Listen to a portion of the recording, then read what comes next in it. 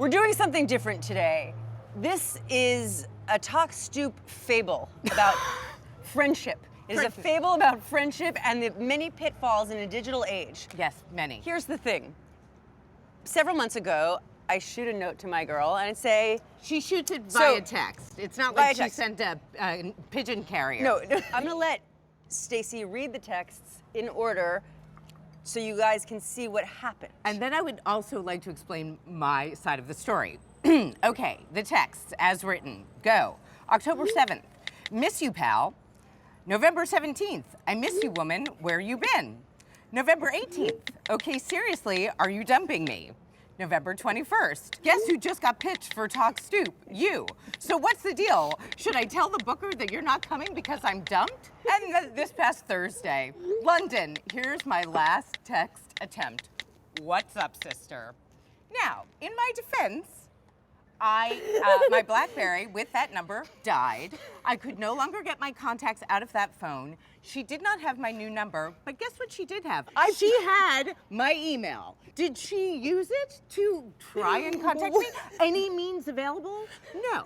And you know what? I wouldn't be here today but thank God I got an invitation to a party the cat was throwing because she would have dumped me because she thought that I was dumping her. I wouldn't even be on the show. Right, so basically she walked into the party and how do I greet her? Like this.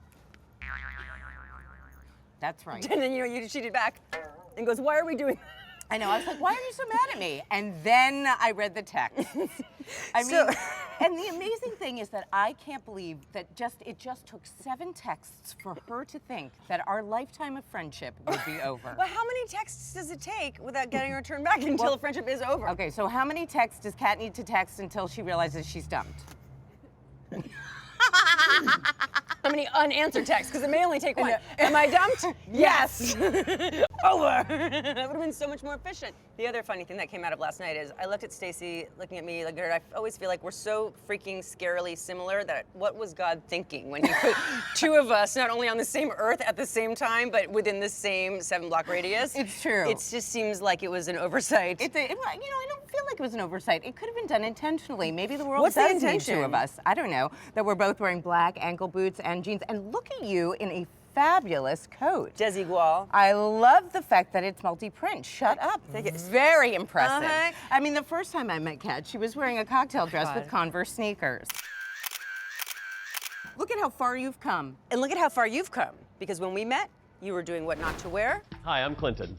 Hi, I'm Stacy, and we're from TLC's What Not to Wear. And now I have a new show coming out on TLC called Love, Lust, or Run. We asked a group of people whether they loved your look, lusted after your look, or they wanted to run away.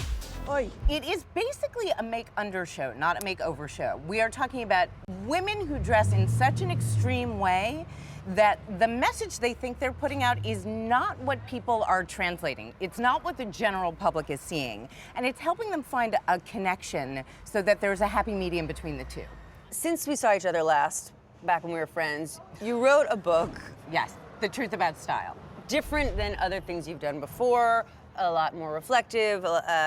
Introspective, more autobiographical. Am I helping you with Thank you, I appreciate that. Yep, no, Yeah. I need that. So I guess what I'm asking is, are you glad you did that? Do you now feel like maybe it was too much? What do you feel? No, I actually think it was one of the best things I ever did, mostly because the kind of problems that these women talked about on What Not to Wear, for me, connected fashion to something much bigger than something superficial. Yes. And it became about making people feel good about themselves. And that's what I was able to talk about in the book, things that made me not feel good about myself and how I went about transforming fashion into something more important for myself. I don't feel like I have to keep searching for something else to make me feel good inside. I feel good inside.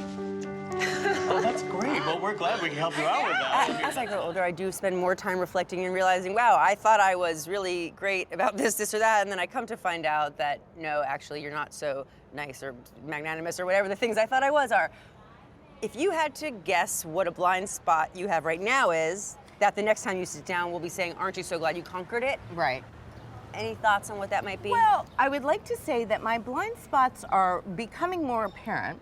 So I'm learning to break up with the idea that failure is a bad thing. But it still stinks when you're going through it, doesn't it? Well, I think, no, I think it doesn't have to stink. I think actually you can enjoy the process without succeeding at something because you're doing it. But then how do you know you're failing if you're having a good time? Well, having a good time doesn't necessarily mean you're good at it. Like, I'm just taking swimming lessons now, and I suck. But I still enjoy getting into that pool, even though I know chances are I'm never gonna do the breaststroke well, because I just can't get that kick right. Have you gotten your driver's license yet? No, shut up. Okay, well, I think this is over because she just told me to shut up.